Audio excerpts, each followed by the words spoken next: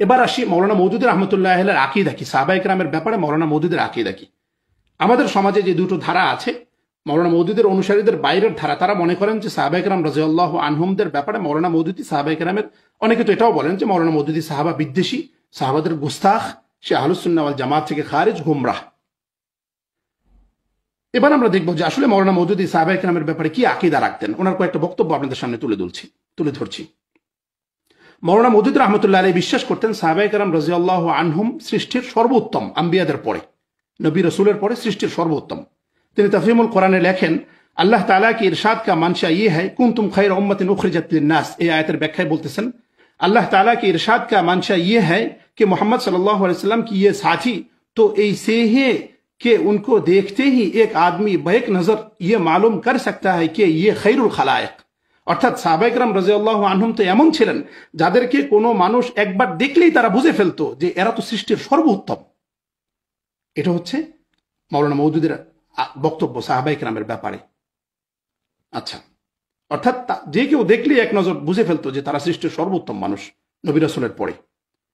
অন্যত্র লেখেন তিনি তাফহিমুল কোরআনে, मैंने बारहा ये बात लिखी है, আমি অনেকবার এই কথা লিখেছি, कि रोए जमीन पर आफताब ने कभी ऐसे इंसान नहीं देखे थे जैसे रसूलुल्लाह सल्लल्लाहु अलैहि वसल्लम के सहाबा थे। আমি বারবার এই কথা বলেছি যে এই ভূপৃষ্ঠের বুকে সাহাবায়ে কেরাম রাদিয়াল্লাহু আনহুমদের মতো কোনো মানুষ ছিল না। সূর্য সাহাবায়ে কেরাম রাদিয়াল্লাহু আনহুমদের মতো মানুষ দেখে নাই। तमाम नौ इंसानी का बेहतरीन गिरोह अगर कोई था तो वो সাহাবায়ে কেরাম थे। গোটা মানব জাতির সর্বোত্তম দল বলতে যদি কেউ থাকে তাহলে তারা সাহাবায়ে কেরাম রাদিয়াল্লাহু আনহুম। এটা হচ্ছে সাহাবাদের ব্যাপারে মৌলানা মওদুদীর বক্তব্য। সাহাবায়ে কেরামের মনস্তত্ত্ব কি ছিল, দ্বীনের ক্ষেত্রে, দ্বীনের আবেগ এবং দ্বীনের অনুসরণের ক্ষেত্রে তাদের বক্তব্য কি ছিল। মৌলানা মওদুদী রহমতুল্লাহ আলাইহি লিখতেছেন, ये साहबाए किराम की इस्लामी जहनीत का एक अजीब करिश्मा है कि बस औकात एक हुक्म आने से पहले ही उनका ज़ौक़ कह देता था कि इस्लाम की रूह फुला चीज का तकाजा कर रही है। অর্থাৎ ইসলামের কোনো বিধান আসার আগেই সাহাবায়ে কেরাম তাদের মন চাইতো যে এই বিধানটা আসুক, আল্লাহ তাআলা এইরকম একটা বিধান দেন, এটা ওনাদের মন চাইতো এবং আল্লাহ তাআলা প্রকৃত অর্থেই বিধান দিতেন। অর্থাৎ ওই যে বলে না যে তবিয়াতকে শরীয়ত বানায় ফেলছে। তো মৌলানা মওদুদীর বক্তব্যের সার কথা হচ্ছে যে সাহাবায়ে কেরাম রাদিয়াল্লাহু আনহুম আল্লাহর বিভিন্ন বিধান আসার আগেই চাইতেন যে আল্লাহ যেন এরকম একটা বিধান নাজিল করেন, এবং বাস্তবেই তা নাজিল হইতো। এইভাবে তারা নিজেদেরকে কোরআন এবং সুন্নাহর আলোকে গড়ে নিয়েছিলেন। সাহাবায়ে কেরাম রাদিয়াল্লাহু আনহুমদের ব্যাপারে মুস্তাশরিকিন, প্রাচ্যবিদদের দারুণ বাজে বক্তব্য আছে, অত্যন্ত নিদারুণ। মৌলানা মওদুদী সেই ব্যাপারে প্রচুর কথা বলেছেন। তিনি বিভিন্ন জায়গায় লিখেছেন যে প্রাচ্যবিদরা সাহাবায়ে কেরামের দিকে মূলত এমনভাবে তাকায় যে তারা গ্রামের কিছু মানুষ, কিছু বুঝে না, হঠাৎ করে তাদের ভিতরে একটা জোশ উঠছে যেটাকে তারা নানান বাজে শব্দে ব্যক্ত করে, এবং এই কারণে তারা এভাবে দুনিয়াকে জয় করে নিছেন।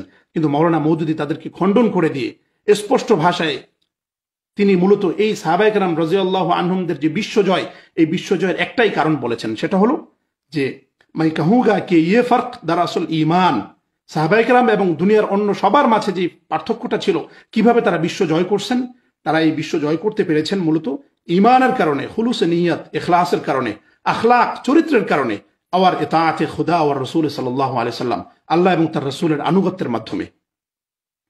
এরপরে তিনি বিস্তারিত সাহাবায়ে কেরাম রাদিয়াল্লাহু আনহুমদের ঈমানের ঘটনাবলী বর্ণনা করেছেন।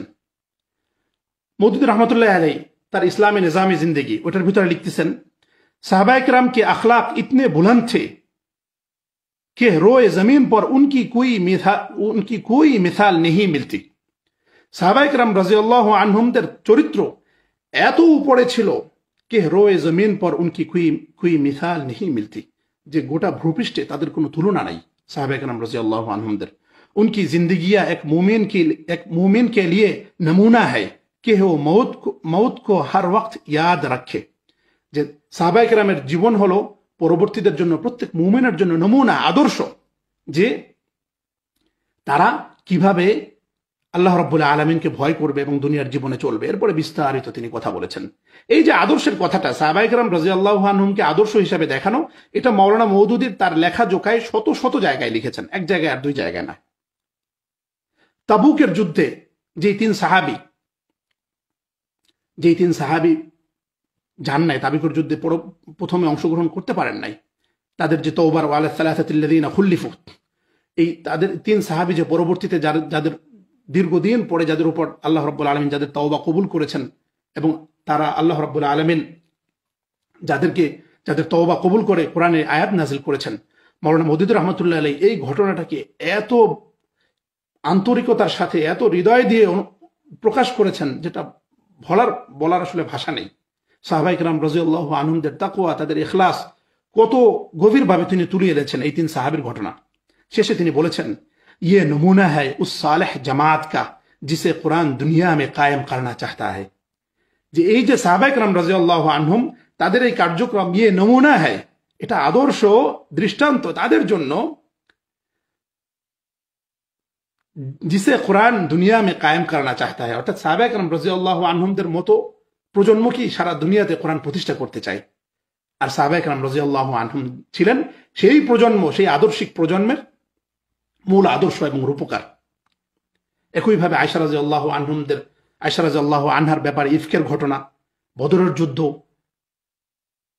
তারপর তাবুকের যুদ্ধে সাহাবায়ে কেরাম রাদিয়াল্লাহু আনহুমদের যে জানিসারি, এই প্রত্যেকটা ঘটনাকে, অর্থাৎ যেখানেই রাসূলুল্লাহ সাল্লাল্লাহু আলাইহি ওয়াসাল্লামের সাহাবাদের বিভিন্ন ঘটনা এসছে, বিভিন্ন আলোচনা এসছে, মওদুদী তার তো কলম অত্যন্ত শক্তিশালী ছিল। আসলে তার কলম এমন কলম ছিল, এটা আল্লাহ রাব্বুল আলামিন অনেক কম মানুষকে দেন। তো এত মনের মাধুরী দিয়ে লিখেছেন যা আসলে খুব কম মানুষ লিখতে পারে। এবং এটা হলো গিয়া যাদের কলম ভালো থাকে তাদের একটা যোগ্যতা, যে যেদিকে যায় আসলে যেদিকে তারা যান সেটাকে তারা আয়ত্তে নিতে পারেন। তো এটা আমরা দেখতেছি। এরপরে আমরা অন্য বক্তব্যে আসবো। তো সাহাবায়ে কেরাম রাদিয়াল্লাহু আনহুমদের ভালোবাসা, তাদের ঈমান, তাদের আখলাক, তাদের ইখলাসের যেই চিত্র মাওলানা মওদুদী রাহমাতুল্লাহ আলাইহি এঁকেছেন বিভিন্ন জায়গাতে, এগুলো আসলে পড়ার মতো এবং হৃদয়ে জড়িয়ে যাওয়ার মতো। একইভাবে যখন মদ্যপান হারাম হয়েছিল, এই মদ্যপান হারাম হওয়ার ঘটনা প্রসঙ্গে যখন আয়াত অবতীর্ণ হয় কোরআনে কারীমের, সাহাবায়ে কেরাম রাদিয়াল্লাহু আনহুম তখন মদ্যপান ত্যাগ করেন। সঙ্গে সঙ্গে মদের যে পেয়ালাগুলো ছিল তারা ওগুলো ঘর থেকে বের করে দেন। গোটা মদিনায় মদ বন্যার পানির মতো, স্রোতের মতো বয়ে চলতে থাকে। মওদুদী রহমতুল্লাহ আলাইহি সেই ঘটনা বর্ণনা করে লিখতেছেন, ইয়ে হ্যায় ঈমান কি শান, এটাই হলো ঈমানের শান। উসকো কাহতে হ্যায় খুদা और রসুল কি ইতাআত, এটা কি বলে? আল্লাহ এবং আল্লাহর রসুলের আনুগত্য। সাহাবায়ে কেরাম রাদিয়াল্লাহু আনহুম যে আনুগত্যটা প্রদর্শন করেছেন।